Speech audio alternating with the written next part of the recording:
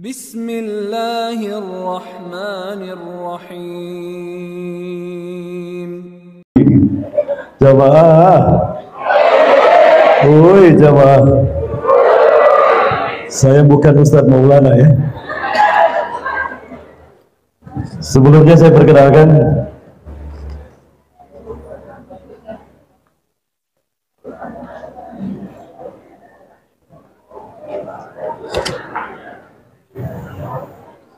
nama saya Rahmat Bekuni.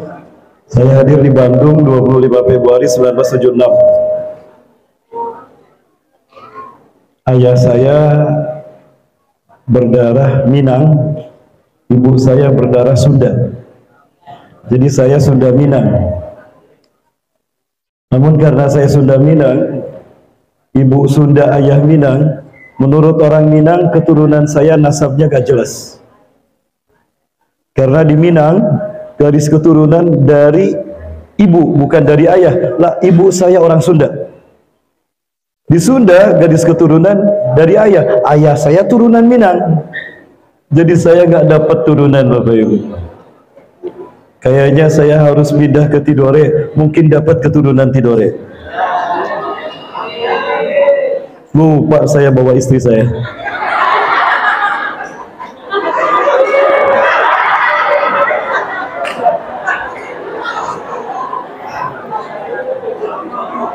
Baik,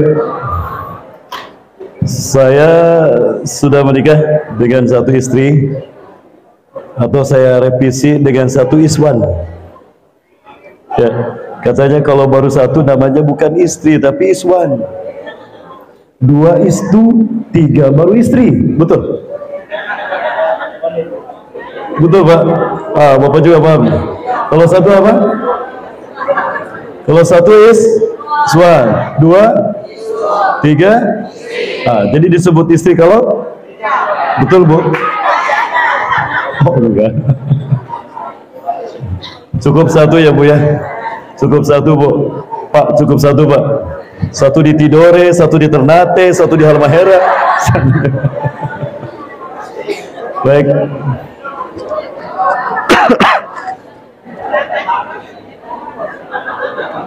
Alhamdulillah, dari satu istri saya yang tercinta ini, saya dikaruniai 7 orang anak.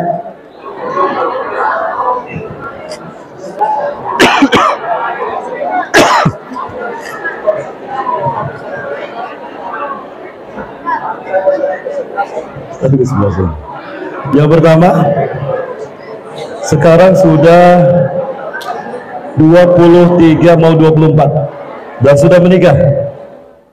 Yang kedua pun sudah menikah, sekarang 22 tahun.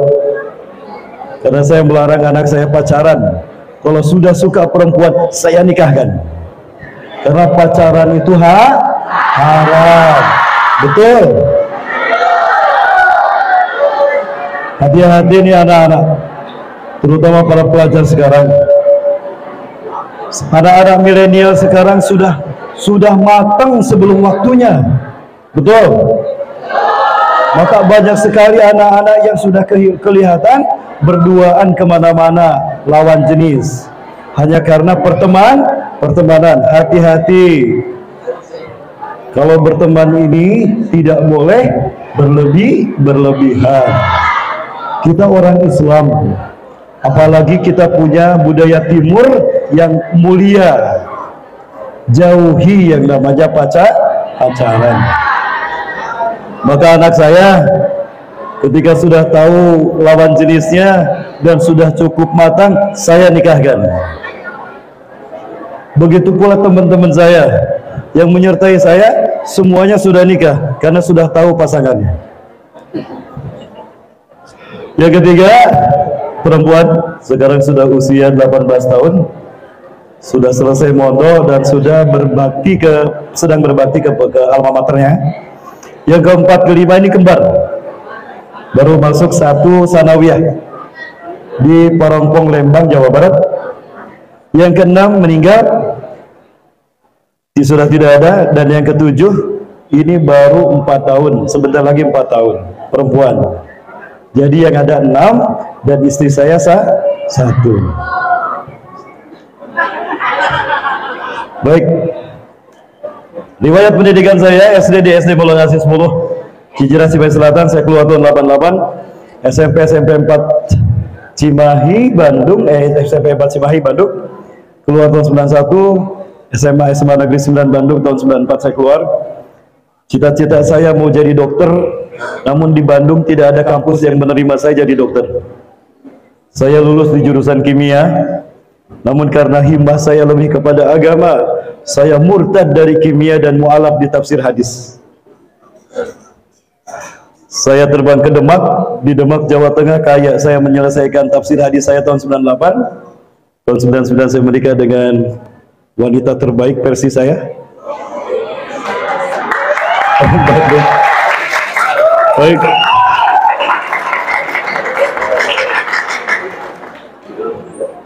Kemudian saya mengambil sastra Arab dan selesai tahun 2005 bersama IMCF, Asian Muslim Charity Foundation, yang kantor pusatnya di Dubai. Kemudian saya mulazamah tahun 2007 sampai atau 2006 sampai 2010 bersama Al-Quds Institution yang bermarkaskan di Qatar, namun dosen-dosen saya dari Gaza University, Palestina. 2012 saya harus menempuh pendidikan SPDI, harus mengajar di sebuah SMA. Maka saya ngambil akta mengajar di STAI Sabili Bandung. 2012 saya baru selesai. Bapak Ibu dan Bapak Subhanahu wa Ta'ala, itu barangkali riwayat pendidikan saya. Aktivitas saya seperti ini ya, pernah menjadi pengurus pemuda Persis tahun 92 sampai 94, ikut aktif di forum silaturahmi Masjid Jawa, Sumatera dan Sulawesi Selatan 2002, sempat memimpin generasi muda Aliansi Nasional Anti-Syiah tahun 2017 beberapa periode. Kemudian ikut membina mendirikan One Ummah Movement bersama beberapa ustadz nasional, dan terakhir saya di Elsaf. Itu barangkali perkenalan saya. Tadi sudah disampaikan oleh abang saya, oleh teman saya, Bang Ustadz Randi Ilhamsah yang paling ujung. Beliau tinggal di Riau, ke Provinsi Riau, di kota Pekanbaru, tapi asli beliau sebetulnya dari timur, Bapak Ibu. Bapak Ibu bisa melihat beliau kan? Nah, beliau adalah dari timur. Cocok kalau beliau jadi orang Tidore ya.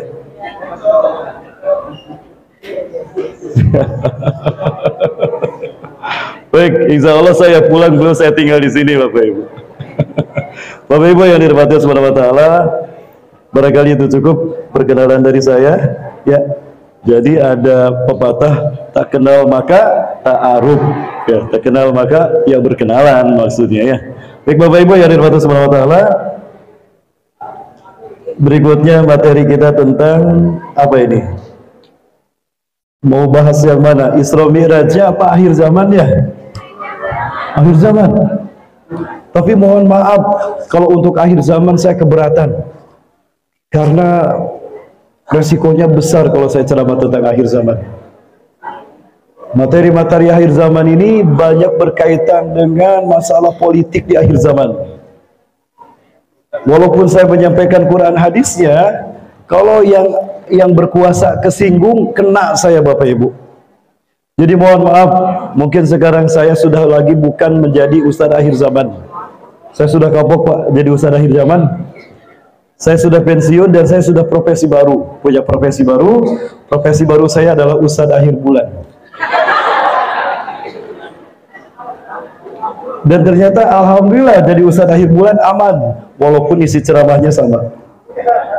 Jadi tolong jangan panggil saya ustadz akhir zaman, panggil saya ustadz akhir.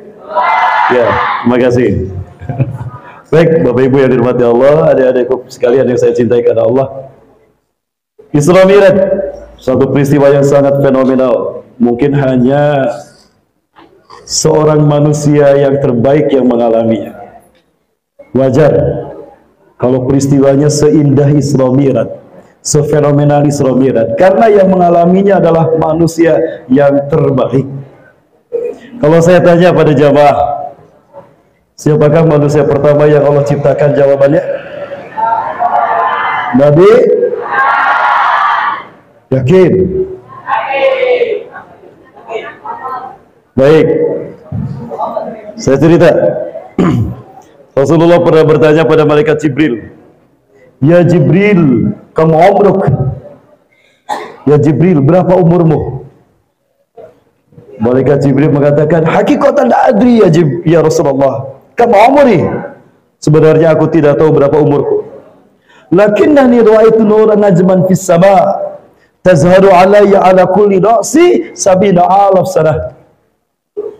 Aku tidak tahu berapa umurku sebetulnya, tapi aku melihat satu bintang di langit yang terang dan sangat indah, yang muncul setiap 70.000 tahun sekali.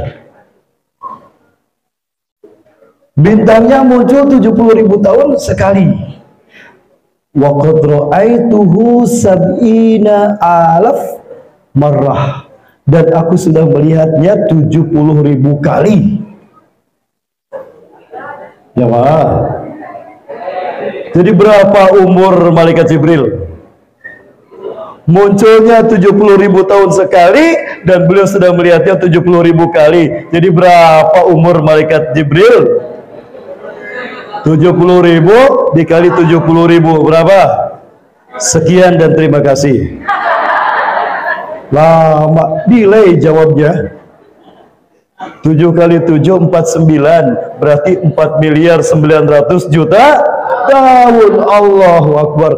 Usia malaikat Jibril lebih dari 4.900.000.000 tahun. Lalu Rasulullah bertanya kepada malaikat Jibril, "Ya Jibril, atadrina ma dzalikan najm?" "Jibril, tahukah engkau itu bintang apa?" "La adri ya Rasulullah, Allah wa Rasulullah alam." "Aku tidak tahu ya Rasulullah, Allah Maha tahu dan Anda pun mengetahuinya." "Jibril, innahu ana Jibril." "Bintang itu saya Jibril, bintang itu saya Nur Muhammad sallallahu alaihi wasallam." Sallu ala Nabi Muhammad. Jamaah, mana salawatnya? Ada sunnah kalau disebutkan nama Rasulullah SAW, wajib kita mengucapkan sallu wa sallim alaihi. Baik, Bapak Kepala yang saya hormati, Bapak Ibu Guru, Bapak Wakasek yang dihormati, dan adik-adik sekalian yang dihormati Allah. Baik. Jadi dengan malaikat Jibril saja lebih tua Rasulullah SAW. Saya tanya kembali nih, siapa manusia yang pertama Allah ciptakan? Masih Nabi Adam. Malaikat Jibril aja usianya 4.900.000.000 tahun, apalagi Rasulullah. Kok masih jawab Nabi Adam? Jamaah. Baik, saya kasih dongeng yang kedua nih. Ketika Allah menciptakan Nabi Adam dari tanah, fasawwarallahu biyadaihi ala suratil insan, Allah membentuk Nabi Adam dalam bentukan kita manusia. Fayanfu min ruhi, maka Allah meniupkan ruhnya ke dalam tubuh Rasulullah, dalam tubuh Nabi Adam. Fa bi kalimatihi kun fayakun, maka dengan kalimat Allah kun fayakun, Nabi Adam hidup. Jantung berdetak, darah mengalir, tercipta pulmonari, sistem peredaran darah.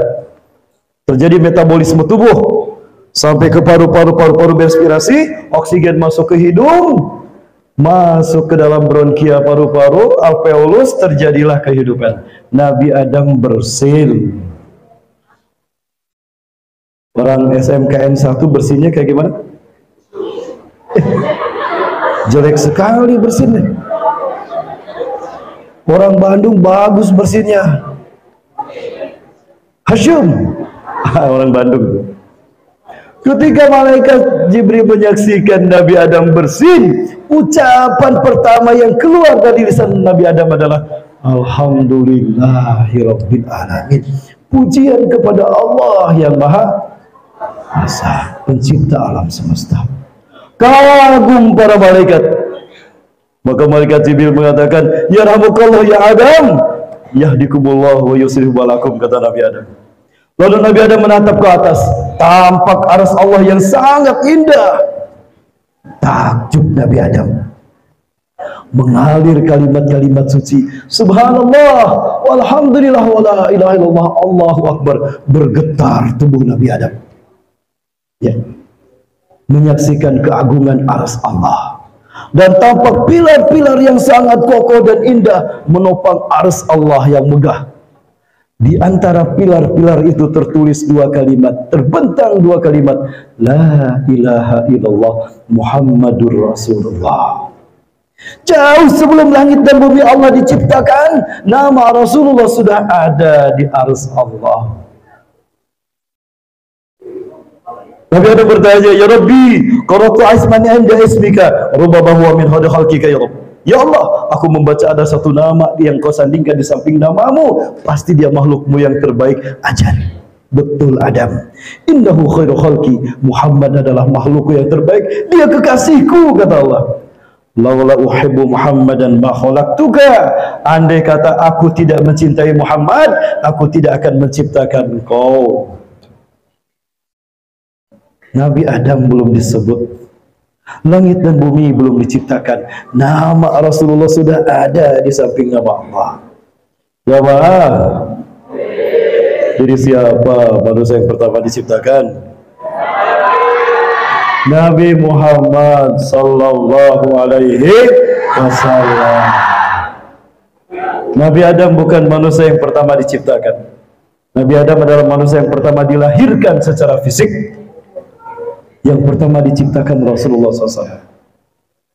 Lalu kenapa beliau dilahirkan di akhir zaman? Hidup kita ini adalah pertarungan antara hak dan batil, betul?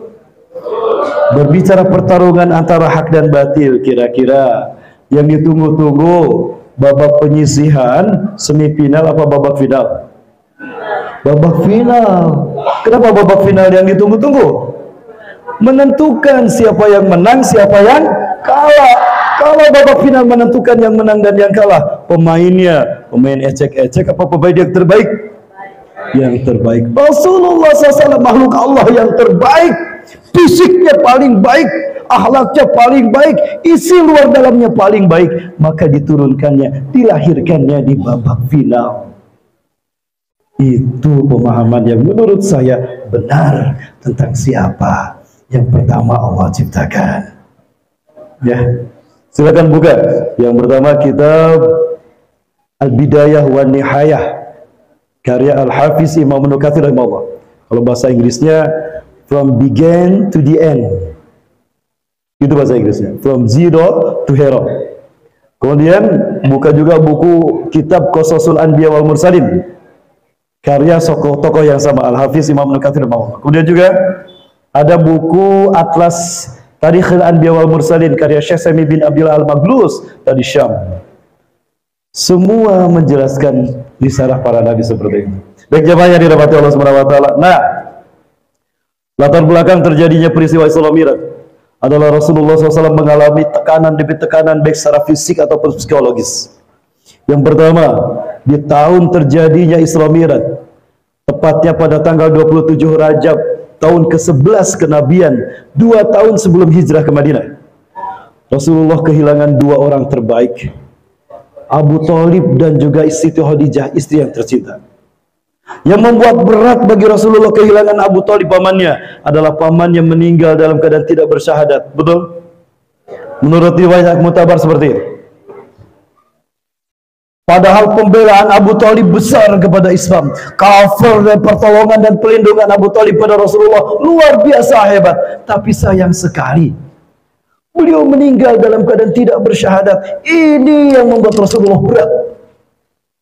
Menjelang detik-detik kematian daripada Abu Thalib, pamannya tercinta, Rasulullah berada di sampingnya dan mengatakan, ya Ami, qul la ilaha illallah, salamatun alaik. Paman, ucapkan la ilaha illallah, selamat engkau di akhirat. Pamannya lihat ke Abu Jahal. Apa kata Abu Jahal? Salahkan, kamu ikut agamanya Muhammad, tidak akan dikubur jasadmu, dibakar sama api. Terhalang Abu Thalib mengucapkan kalimah thayyibah. Rasulullah mengatakan lagi, ya amiku la ilaha illallah, al jannatu tantaziruk. Paman, ucapkan la ilaha illallah, surga menunggumu. lihat Abu Lahab, silakan kamu ikut agamanya Muhammad, jasadmu kami panggang, kami salib, biar burung-burung elang memakan daging-dagingmu. Terhalang lagi Abu Thalib mengucapkan la ilaha illallah.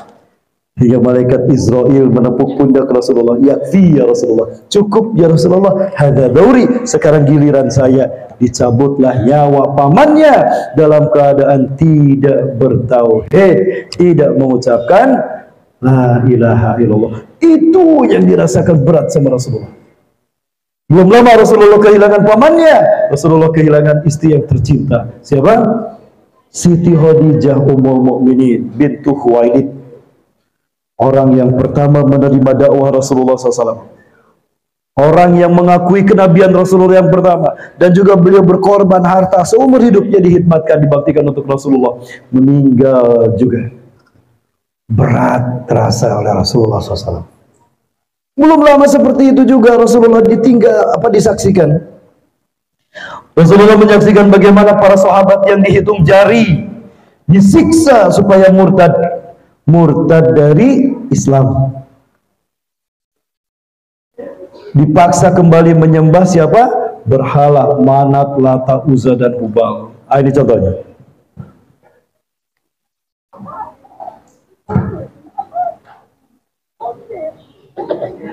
Ini adalah gambaran bagaimana ujian berat yang dialami oleh para sahabat Rasulullah SAW yang mungkin masih berjumlah belasan orang atau puluhan, paling 21 orang.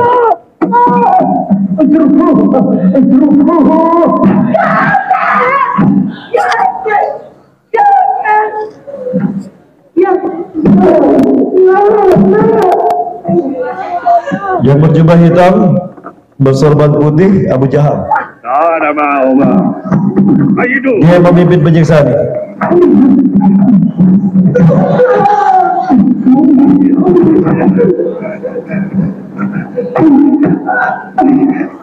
Ini Yasir.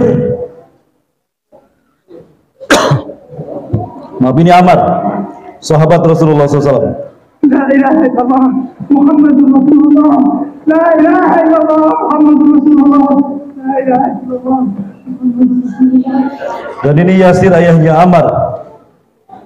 Dipaksa murtad tapi dia tetap mengucapkan 2 kalimat syahadat. Belum selesai 2 kalimat syahadat diucapkan, dicekik dia sampai mati. Syahid di jalan Allah. Allahu Akbar. Ala turidu an taqula alihatan bi khair.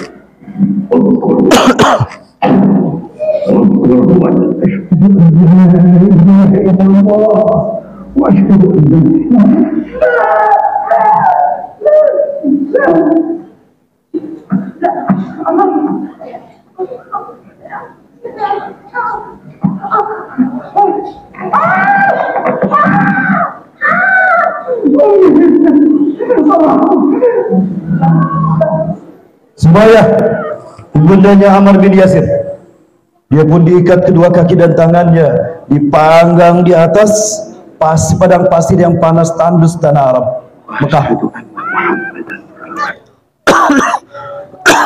Juga dibakar dengan api, dengan matahari Mekah. Dipaksa murtad, mengingkari Allah dan berbalik beriman kepada berhala. Dia menolak.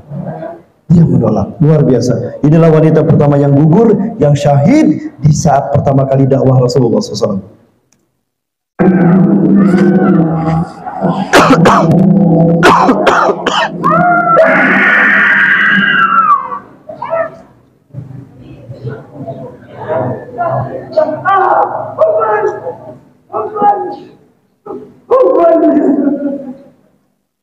Dari dalam para sahabat mendengar Ammar bin Yasir mengucapkan hubal.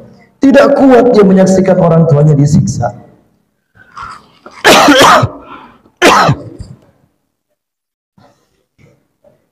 Ayahnya Yasir sudah mati dicekik. Ibunya pun harus merasakan penderitaan siksaan. Dia tidak tega.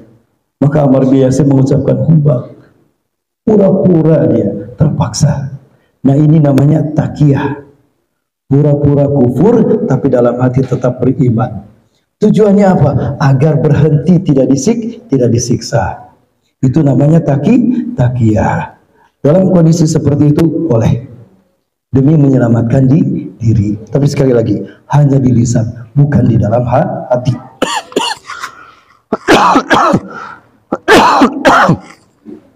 Mohon maaf, saya batuk.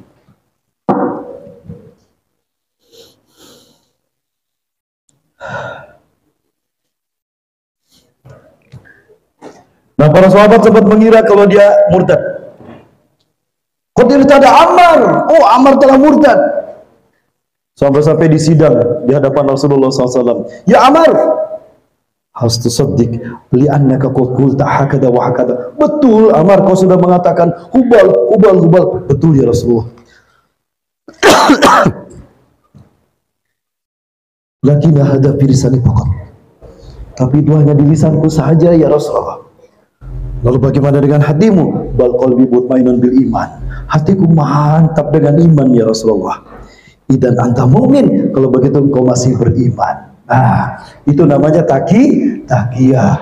Ketika kita disiksa supaya murtad, mengingkari Allah, kita mengucapkan itu tapi hanya di lisan saja. Boleh. Ketika kita disiksa demi menyelamatkan diri. Lalu apa yang terjadi? Kita saksikan.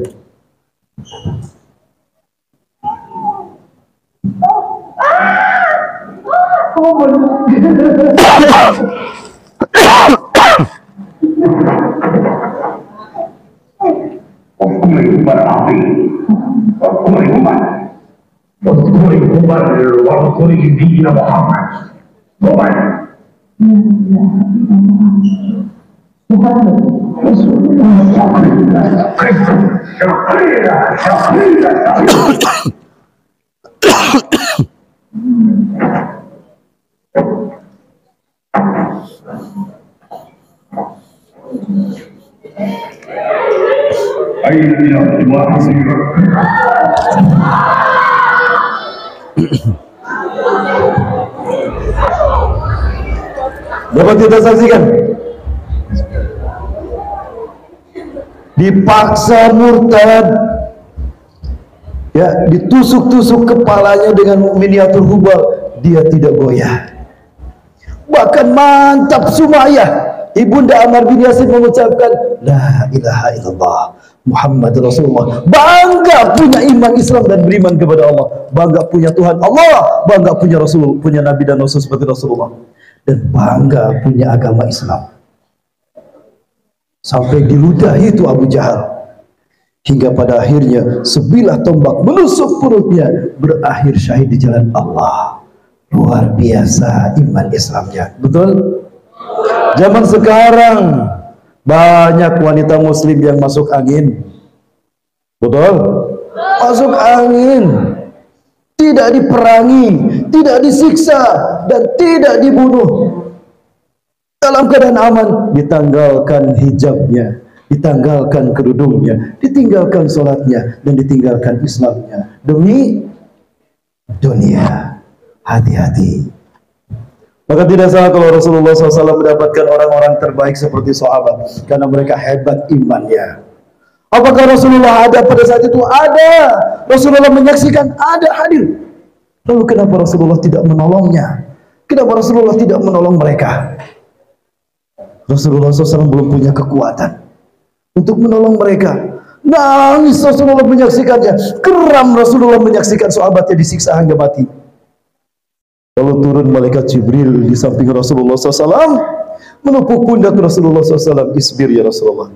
Irfa ra'saka, angkat kepala anda ya Rasulullah. Maka diangkat kepala. Tampak oleh Rasulullah SAW pintu surga terbuka di langit.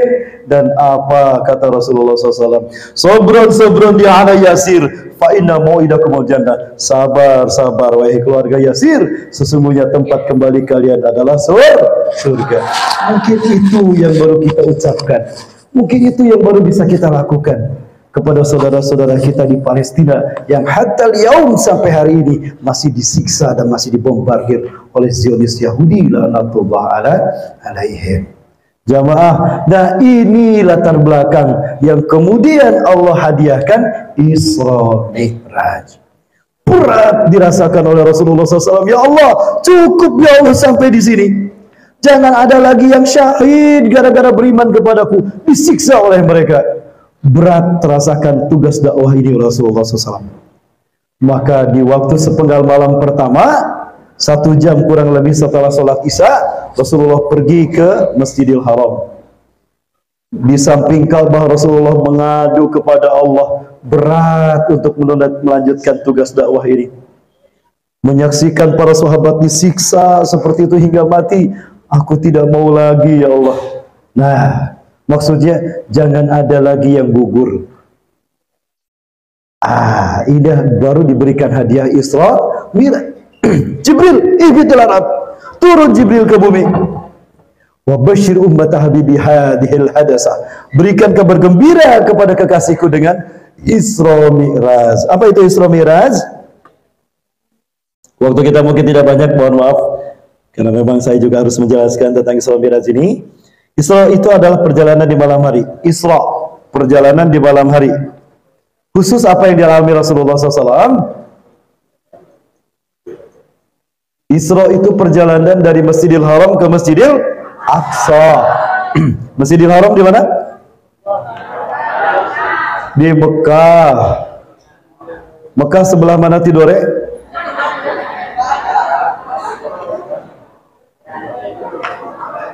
Kenapa Ka'bah ada di Mekah tidak di Tidore? Karena Mekah lurus dengan arus Allah. Sucinya arus Allah hadir di tanah Mekah. Maka tanah Mekah suci sesuci arus Allah. Maka jadi namakan tanah haram. Karena lurus dengan arus Allah. Nah, dari Mekah Rasulullah berjalan terbang menggunakan buraq. Buraq adalah hewan yang diciptakan dari cahaya. Suratuhu tahtal hison fokol bigol. Bentuknya di bawah kuda, di atas keledai. Seperti apa bentuknya? Di bawah kuda, di atas keledai. Seperti apa? Di bawah kuda, di atas keledai. Seperti, ya seperti buruk. Kok susah-susah nyebut, saya juga bingung. Ya, dengan buruk ini kuda naik ke langit. Muhammad, itu Yasrib, engkau akan dihijrahkan ke sini. Tuh, sajar Nabi Musa di Tunisia. Diceritakan sejarah para nabi. Nah, jadi Isra itu adalah Allah memperlihatkan peradaban para nabi dan rasul sejak Nabi Adam sampai Nabi Isa. Nabi Adam diturunkan di Hindustan, Nepal, Siti Hawa di Jeddah, Iblis di Dasar Maisan. Terus diceritakan kisah-kisah menarik mereka. Oh, jadi paham Rasulullah tentang sejarah nabi-nabi sebelum beliau. Itu dalam Makkah Isra. Tuh, Nabi Isa sebelummu dilahirkan di Jericho, Ariha. Diceritakan seperti itu. Perlihatkan tempatnya. Fahamlah Rasulullah SAW. Baru setelah itu sampailah di Masjidil Aqsa. Aqsa itu artinya paling jauh. Aqsa paling jauh, isim tafdil. Berapa jarak dari Mekah ke Masjidil Aqsa? 1233 kilometer. Jadi ketika PP Rasulullah Isra Mi'raj itu 2466 kilometer. Jadi Isra itu Allah perlihatkan kepada Rasulullah peradaban para nabi. Selesai diperlihatkan, langsung sholat berjamaah bersama mereka di Masjid Marwani. Masjid Marwani adalah masjid terbesar keempat. Ada 5 masjid di Al-Aqsa. Al-Aqsa itu lingkungan areal tanah seluas 14,4 hektar, ada 5 masjid. Salah satunya Marwani. Di Masjid Marwani inilah terdapat mihrab Siti Maryam. Di situ Rasulullah mengimami 1.500 nabi dan rasul. Kemudian uristu bis-sama ila sama. Kemudian aku dinaikkan ke langit, naik ke batu Mi'raj. Jamaah. Nah, ini batunya. Ini batu yang dinaiki Rasulullah SAW ketika naik ke Sidratul Muntaha. Ini batunya.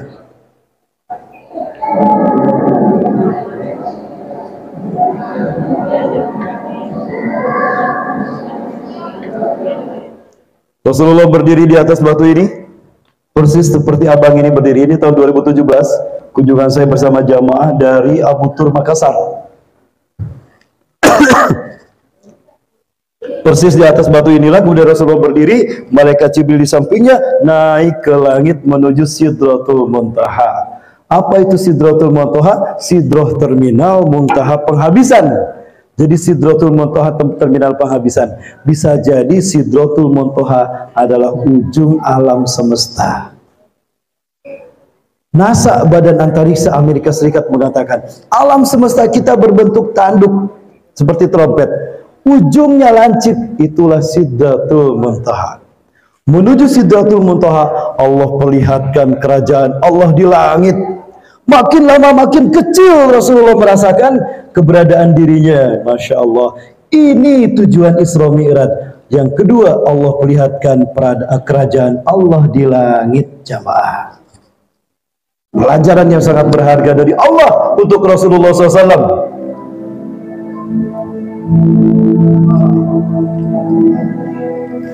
Setelah Isra, Rasulullah dipertemukan dengan para nabi dan rasul.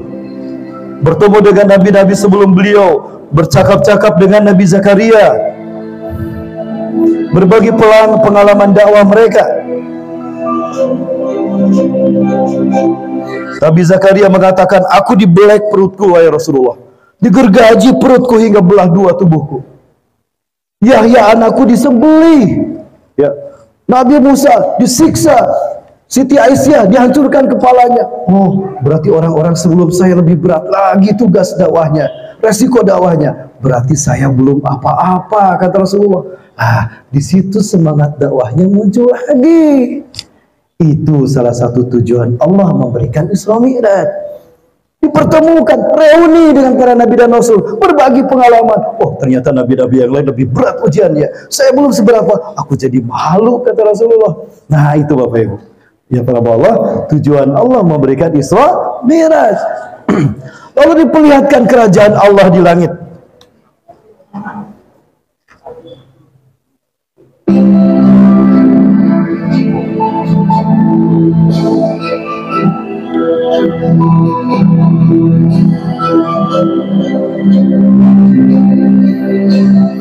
Rasulullah naik, meninggalkan langit, meninggalkan Masjidil Haram atau meninggalkan Masjidil Aqsa, sampai di langit pertama bertemu dengan Nabi Adam, di langit kedua bertemu dengan Nabi Yahya dan Nabi Isa alaihi wassalam, di langit ketiga bertemu Nabi Yusuf, di langit keempat bertemu Nabi Harun, Nabi Idris, di langit kelima bertemu Nabi Harun, di langit keenam bertemu Nabi Musa, di langit ketujuh bertemu Nabi Ibrahim. Bayangkan, Rasulullah menyaksikan betapa kecil dirinya dibandingkan alam semesta, dan betapa maha besarnya Allah pemilik dan pencipta alam semesta. Di situ mulai makin kuat dakwah dan iman Rasulullah SAW.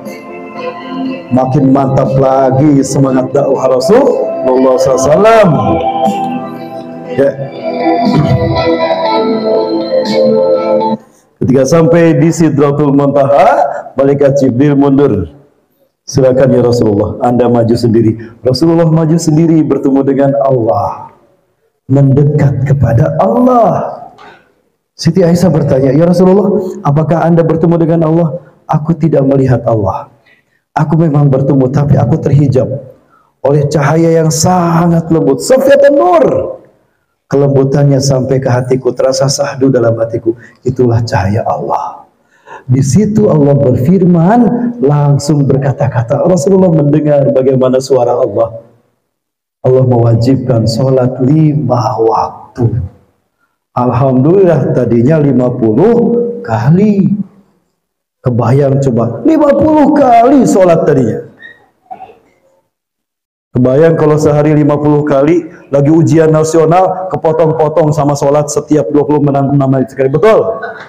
Ujian nasional berapa satu pelajaran, berapa lama? 120 menit. Kalau sholat 50 kali sehari, setengah jam sekali kita sholat. Ya, setengah jam. 120 menit berarti 2 jam. 2 jam kali setengah, 4 kali sholat selama ujian nasional, satu pelajaran. Kapan beresnya terus ujian nasional? Diringankan menjadi 5 kali. Ini kemurahan dari Allah. Rasulullah, Allah maha tahu umatnya sibuk. Jamaah, sebentar, ada hal yang menarik dari Isra Mi'raj ini. Sebetulnya banyak yang menarik, tapi waktu kita tidak cukup mungkin ya, kecuali siap sampai maghrib. Jamaah, selesai peristiwa Isra Mi'raj Rasulullah, sebelum subuh sudah berada di Masjidil Haram, sudah duduk kembali di tempat semula di depan Ka'bah. Sadar tak sadar Rasulullah mengalami peristiwa dahsyat. Merenung sampai pagi. Abu Jahal lewat. Abu Jahal lagi jogging. Siapa Abu Jahal? Paman Rasulullah kan? Abu Jahal jogging. Siapa itu duduk di depan Ka'bah? Muhammad, keponakanku. Sabahul khair ya Muhammad. Selamat pagi Muhammad. Tumben kamu pagi-pagi ada di Masjidil Haram. Iya pamanku. Ada apa? Jangan-jangan ada berita baru. Betul wahai paman. Tadi malam aku diisrokan ke Masjidil Aqsa. Lalu aku bertemu dengan para nabi dan rasul di Masjidil Aqsa. Salat berjamaah bersama mereka. Kemudian aku naik ke langit. Di langit pertama bertumir terus cerita. Lalu aku menghadap Allah dan mendapatkan kewajiban salat 5 waktu. Sekarang aku berada di hadapanmu. Abu Jahal melongo mendengar Rasulullah cerita. Muhammad, kamu sadar Muhammad? Iya sadar paman. Kamu gak gila? Enggak paman. Kenapa? Muhammad, aku berjalan dengan kendaraan tercepat dari Masjidil Haram ke Masjidil Aqsa 1 bulan. Pulang lagi 1 bulan. Paling cepat itu. Kamu bilang cuma 1 malam. Gila kamu Muhammad. Jamaah, masuk di akal tidak peristiwa Isra Mi'raj? Masuk di akal tidak? Tidak. Kok jawabannya beda? Udah beda kenceng lagi ngomongnya.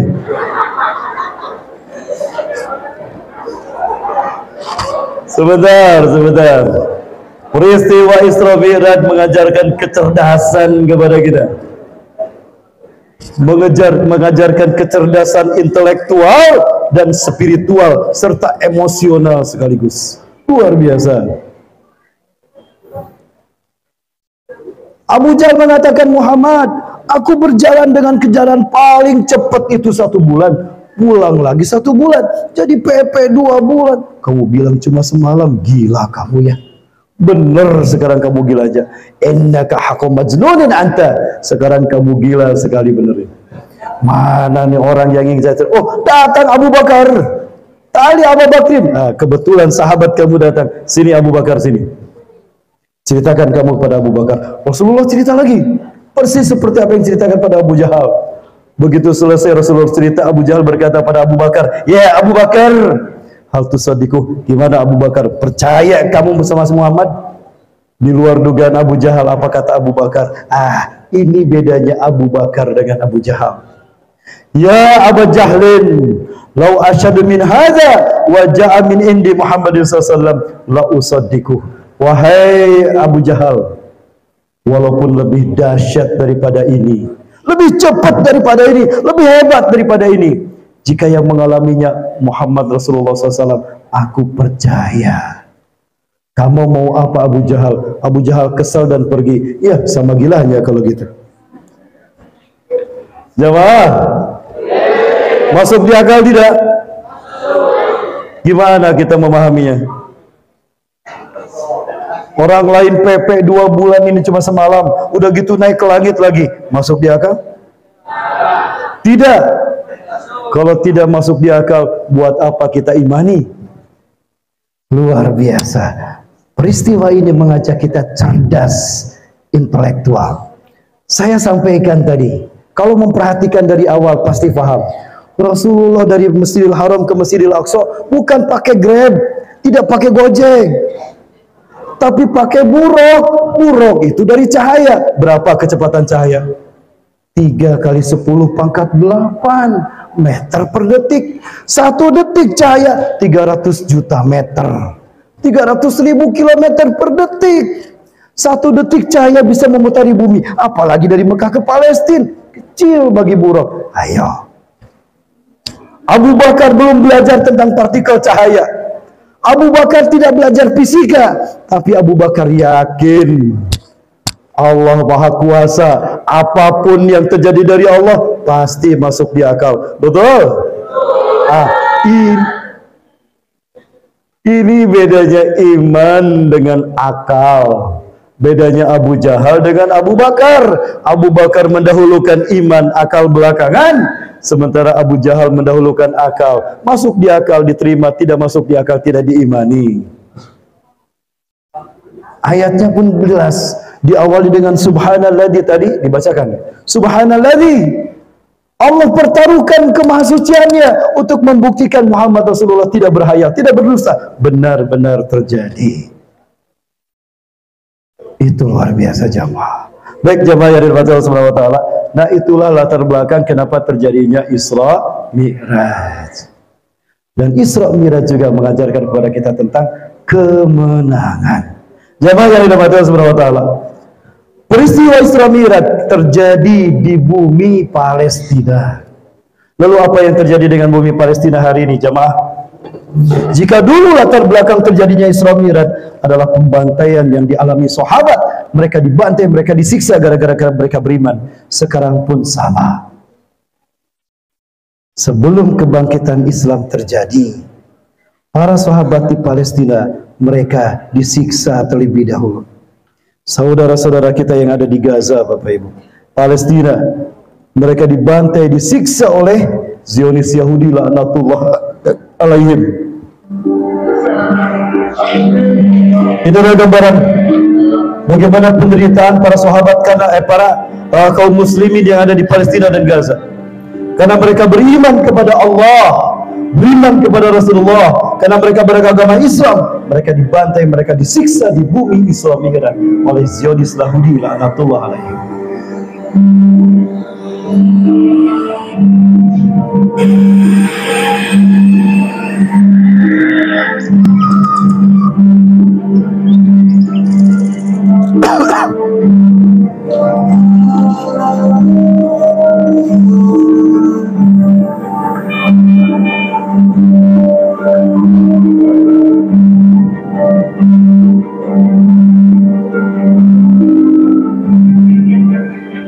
Ketika anak-anak Gaza menerbangkan layangan,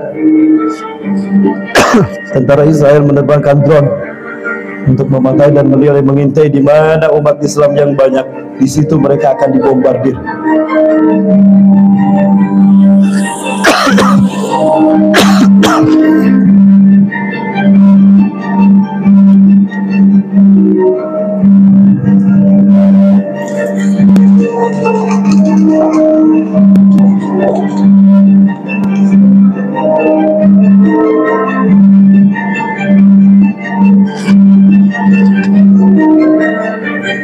Jadi detik-detik Gaza berdarah, dan ini pasukan Zionis Yahudi yang siap menghembuskan Gaza.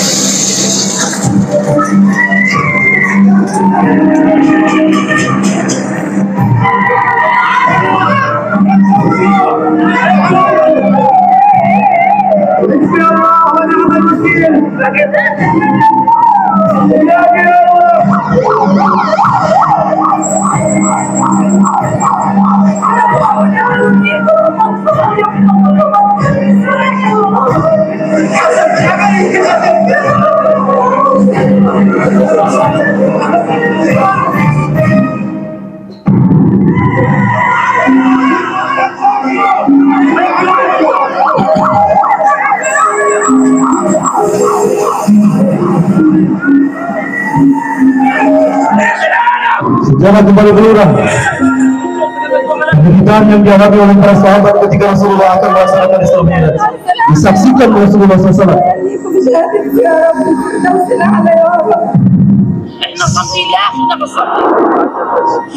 Sekarang dialami oleh saudara-saudara kita di Palestina. Kenapa mereka dibantai? Kenapa mereka disiksa? Siapa yang melakukan ini? Anak cucu babi dan kera. Itu yang disifatkan Allah kepada mereka pelaku pembantaian. Kenapa mereka membantai saudara kita di Palestina? Karena mereka ingin mengambil alih Palestina. Kenapa mereka ingin mengambil alih Palestina? Karena mereka ingin menguasai dunia. They really want to take over the world and to create one government in the world. In the new frame, the new world order. Mereka ingin mengambil alih dunia ini. Mereka ingin menciptakan one government in the world. Satu pemerintahan tunggal dunia. One political system, demokrasi. One economical system, kapitalis. One political system, one military system, barbarian, and one ideology, Kabbalah. Demi Allah, inilah yang dilakukan pasukan yang siap mengabdi kepada iblis dan dajjal. Adik-adikku sekalian yang dirahmati Allah, masa depan kalian lebih berat. Masa depan kita berat sekarang. Kenapa? Musuh yang kita hadapi bergabung semua, akumulasi dari semua penetrasi yang ada di zaman para nabi dan rasul. Sekarang mereka bersatu di hadapan kita. Bayangkan, tanpa didampingi Rasulullah SAW, kita harus berhadapan dengan sang kampion kesesatan, iblis dan dajjal. Baik jamaah, 1000 tahun terakhir sebelum hari kiamat adalah masa bagi Zionis Yahudi mempersembahkan istana bagi Tuhan mereka. Siapa Tuhan Zionis Yahudi? Kenal sama Dajjal? Siapa? Dajjal. Harusnya Dajjal sudah ada. 2001 itu harusnya Dajjal sudah duduk di singgasananya. Harusnya istananya sudah berdiri di tanah Palestina.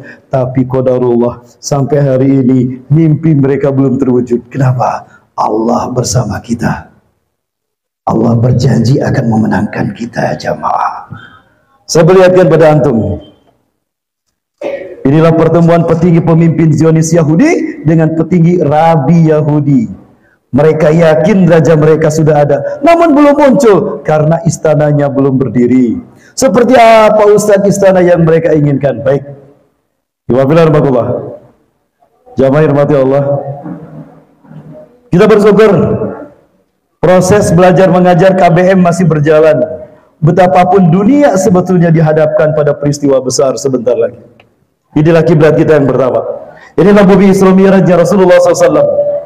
Masjidil Aqsa, sebuah area lepas, areal yang ada di bumi yang terbaik, bumi yang Allah berkahi. Kenapa Israel ingin menguasai dunia, harus menguasai Palestina? Karena Palestina, the heartland of the world, jantung dunia. Palestina menghubungkan benua Afrika, menghubungkan benua Eropa dan Asia. Menguasai Palestina berarti dia menguasai dunia. Perhatikan hari ini, bidang apa yang tidak dikuasai Yahudi hari ini? Semua nyaris aspek dalam kehidupan kita Yahudi punya. Bahkan minuman yang kita minum pun terkadang adalah merek ciptaan mereka. Betul? Dan apa yang ada dalam genggaman kita juga adalah produk mereka. Betul? Mereka dengan mudah mengontrol kita. Itulah hebatnya mereka. Kok bisa mereka menguasai dunia? Dimulai dari menguasai jantung dunia, Palestina. Maka jika kita ingin menguasai dunia, balikan, selesaikan Palestina, bebaskan Palestina, baru kita kuasai dunia. Allahu Akbar. Jamaah, jamaah, woi jamaah, masih bersama saya? Inilah istana Nabi Daud dan Nabi Sulaiman. Inilah masjid kedua yang dibangun di muka bumi oleh Nabi Adam setelah Masjidil Aqsa, Masjidil Haram. Jaraknya 40 tahun setelah pembangunan Masjidil Haram, dibangun Masjidil Aqsa oleh Nabi Adam, dibimbing malaikat Jibril. Jamaah rahmati Allah, siapapun yang berkunjung ke sini, Nabi Sulaiman pernah berdoa, Ya Rabbi, la tada' ala ahadin alladhi yazuru masjid hadha wa yusalli fiha wa rak'atain summa yatubu 'alaika ala dzunubih illa an tahutu anhu khataya qabla an yakhruja min hadzal masjid. Jemaah, ya Allah, jangan kau biarkan siapapun yang datang kepada masjidku ini setelah aku meninggal sampai hari kiamat, datang ke masjidku dimanapun dia berada, sholat dimanapun walaupun cuma 2 rakaat, lalu bertobat atas dosa-dosanya kepadamu, melainkan kau hapuskan semua dosa-dosanya. Ini keutamaan Masjidil Aqsa. Bukan hanya 500 sampai 1000 kali solat kita lebih baik daripada di masjid manapun.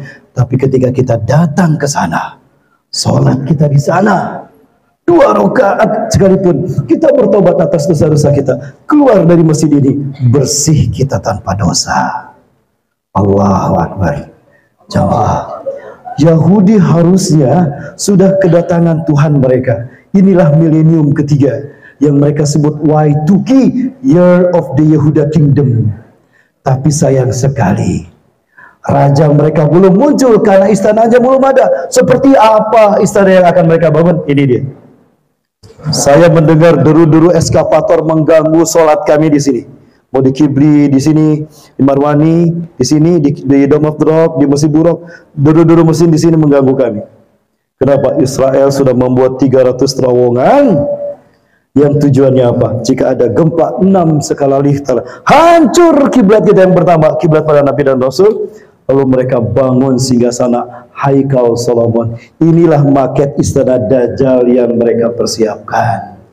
Dan jika istana ini berdiri, Dajjal datang, Dajjal menguasai dunia, maka para nabi dan rasul kalah, kita pun kalah, mereka yang menang. Inilah peta dunia baru yang diinginkan oleh Zionis Yahudi dengan gerakan mereka di menguasai dunia. The New World Order, pusatnya adalah Masjidil Aqsa. Semua negara ini sudah mereka kuasai. Libya, Muammar Gaddafi sudah ditumbangkan, sekarang mereka kuasai. Mesir, Muhammad Mursi sudah mereka tumbangkan. Abdul Fattah Al-Sisi, agen Yahudi juga. Kemudian Suriah, Arab Saudi sekarang sudah pro kepada mereka di bawah panglima putra mahkotanya. Dan semua negara ini sudah mereka kuasai, tinggal satu. Maka perjuangan kita harus mengarah kepada pembebasan Masjidil Aqsa. Jamaah, kabar gembira bahwa Masjidil Aqsa sebentar lagi akan dibebaskan. Kapan Ustaz Masjidil Aqsa akan dibebaskan? Mau tahu? Mau tahu kapan Masjidil Aqsa dibebaskan? Kayak yang kesal jawab maunya, pengen segera pulang ya. Jamaah, ikuti saya, ikuti saya. Yuk kita baca hadisnya. Inilah kabar gembira dari Rasulullah SAW bahwa kemenangan sebentar lagi di depan mata. Betul? Ikuti saya biar semangat, biar menggema di sini. An Abi Hurairah, dari Abi Hurairah radhiyallahu an, semoga Allah meridainya. Qala, ia berkata, qala, telah bersabda Rasulullah SAW, Inna Allaha, sesungguhnya Allah, ya ba'asu, akan mengutus min hadhil ummati, dari umatku ini, ala ra'si, setiap kelipatan, kulli mi'ati sanah, 100 tahun sekali, man, seseorang, yujaddidu dinaha, yang akan memperbaiki agamanya. Rawahu, hadis ini diriwayatkan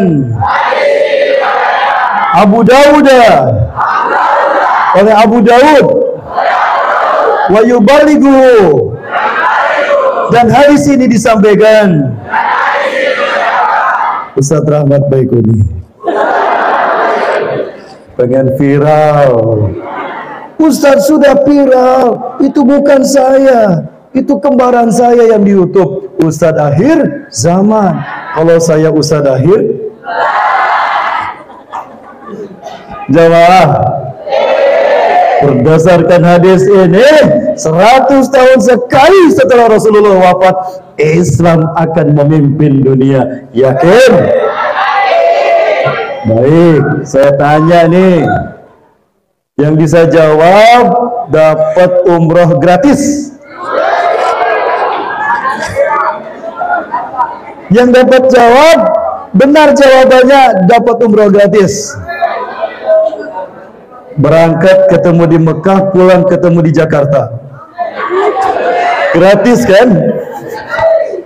Baik, bangsa Islam mana yang terakhir memimpin dunia?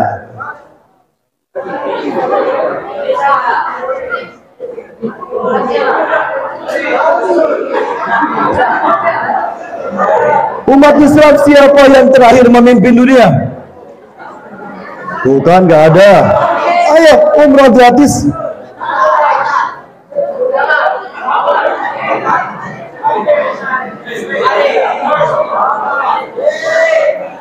Turki Utsmani.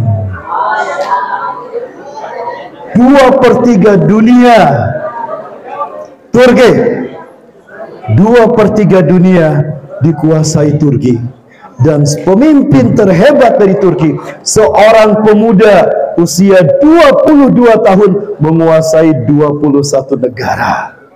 Siapa dia? Muhammad Al-Fatih. Usia 21 tahun, 22 tahun menguasai 21 negara. Sekarang pemuda usia 22 tahun bisa apa? Menguasai berapa ahwat? Jawab ya dirahmati Allah. Turki berakhir 1924. Betul? Turki berakhir 1924. Tambah 100 berapa?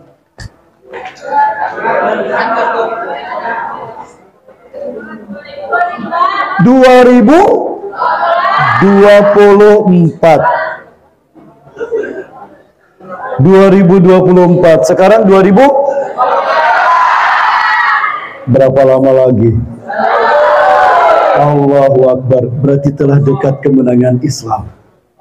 Tahu siapa yang akan memimpin kebangkitan Islam? Dulu Turki ada satu bangsa yang belum dipilih memimpin kebangkitan Islam. Arab sudah di zaman Rasulullah dan para sahabat. Afrika sudah di zaman Salahuddin Ayyubi, dipimpin dari Mesir. Salahuddin memenangkan perang salib. Eropa pasukan salib Romawi kalah, dunia dikuasai dari Afrika. Eropa sudah di zaman Muhammad Al-Fatih. 29 Mei 1453 beliau menguasai dunia. Ada satu negara yang belum Allah pilih memimpin kebangkitan Islam, dan negara ini negara dengan Islam terbesar dan negara yang paling kaya di dunia. Dan negara ini dimimpikan oleh para ulama akan bangkit memimpin dunia. Ada yang tahu negara mana? Bukan. Indonesia baru dengan minyak saja sudah kalang kabut. Baru diuji minyak goreng aja sudah kalang kabut. Bagaimana memimpin dunia? Ayo, negara mana? Bukan. Bukan. Pengen tahu? Tidore Kepulauan.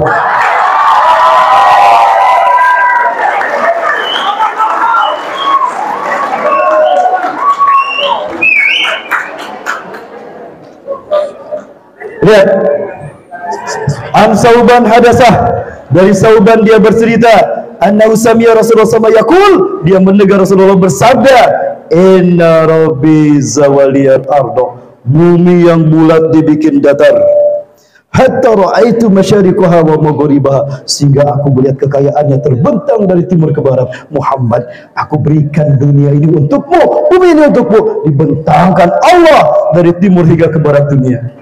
Wa tani al-kanzaini, dan Allah memberikan dua pusaka padaku, al-ahmar wal abyad, pusaka merah putih.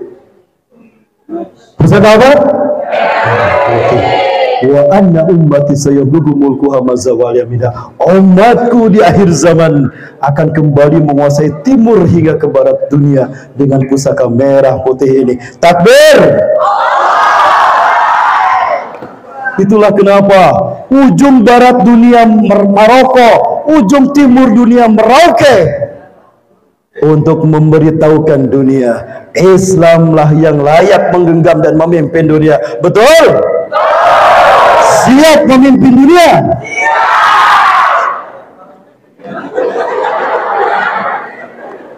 Siapnya cuma gertak sambal. Ah, ditagih siapnya sebentar lagi. Jawab. Saya tanyakan hadis ini kepada dosen saya, ini guru saya. Sehari aku balabasi. Kami sholat subuh di sini, di Masjid Ghibli. Kami bertemu, beliau saya tanya tentang hadis itu. Yang kedua, Dr. Yusuf Abu Sunaina, beliau adalah pakar eskatologi dari Palestina. Beliau juga guru saya. Dr. Abu Bakar Alawawidah 2016 beliau kita undang memimpin sholat tarawih di Jogokarian, Yogyakarta. Mereka saya tanya tentang pandangan mereka terkait Indonesia, posisi Indonesia di kebangkitan Islam, di era kebangkitan Islam. Apa jawab mereka? Membuat saya bangga menjadi seorang Muslim Indonesia. Apa kata mereka?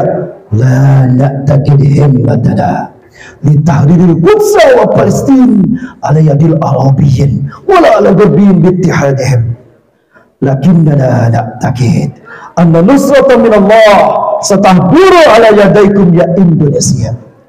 Kami tidak berharap kemerdekaan Palestina, kembalinya Al-Aqsa terbebas melalui Arab, melalui Barat dan PBB, tidak.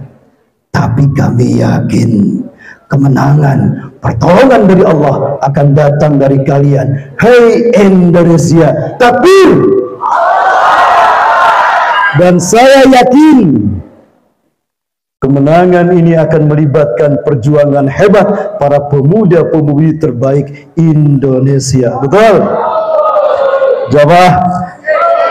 Nanti ketika Ustadz Randi Ilhamsa beragitasi, saya perlihatkan mimpi para pemuda-pemudi penghafal Quran Palestina. Mereka mimpi pasukan terbaik dunia berperang melawan Israel. Itu mimpi cerita Rasulullah SAW.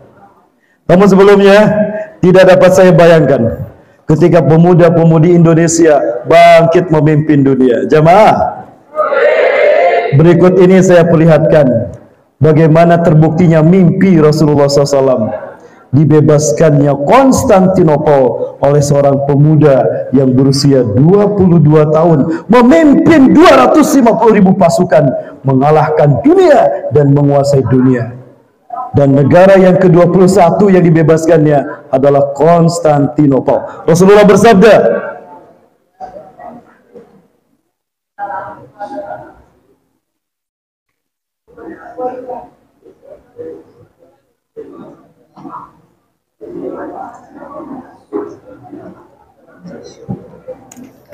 sebentar. Rasulullah SAW bersabda, la tuftahanna al-Konstantiniyah.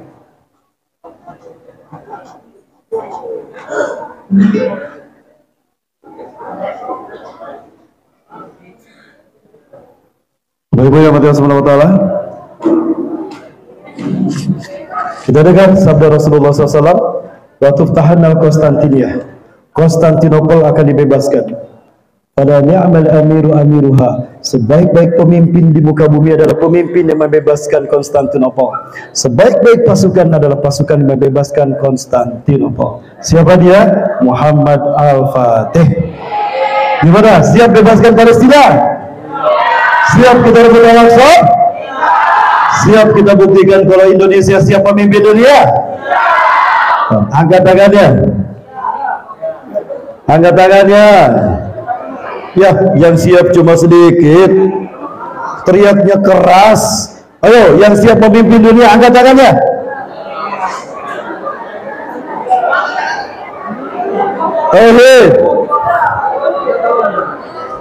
Di video Pak, di video Pak, kirimkan, di-upload, orang Palestina menyaksikannya, menangis mereka, bangga dengan kita. Ayo, kasih judul SMK 1 Negeri Tidore. Angkat tangannya. Ikuti saya, ikuti saya. A'udzubillahi minasyaitonirrajim.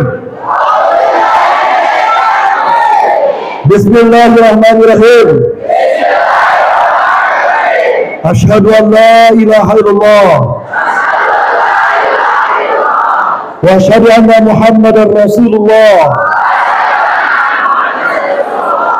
Kami pelajar terbaik SMK 1 Tidore Kepulauan Provinsi Maluku Utara Indonesia siap bebaskan Palestina, merebut Al-Aqsa dari Yahudi laknatullah. Siri-siri Palestina, siri-siri ya Aqsa, siri-siri ya Al-Quds, biruh, bidam, nabi kaya Aqsa, biruh, bidam, nabi kaya Aqsa. Takbir. Saya doakan ada yang membebaskan Al-Aqsa di sini. Amin. Silakan.